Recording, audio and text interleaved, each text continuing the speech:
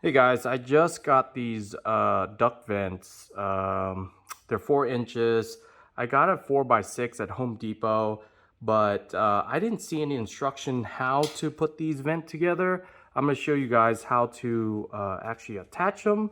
All you have to do is you see these grooves right here.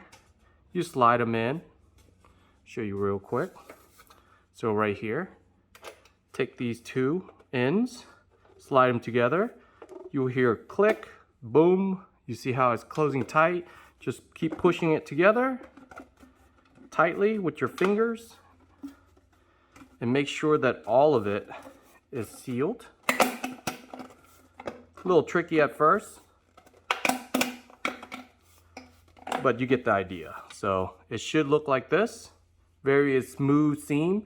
If you see it kind of coming out like this, try to push it in a little bit more and it should slide together.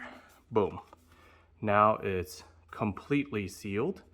So they do recommend sealing this seam up with aluminum tape, and I'll show you that real quick.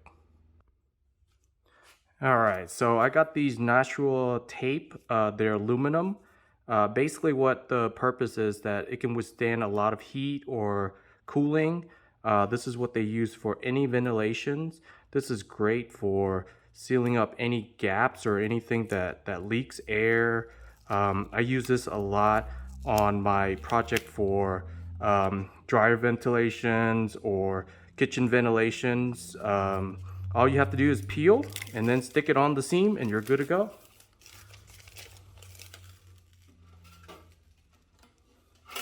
Make sure you want to hit it right in the middle. Strip and tape it on there.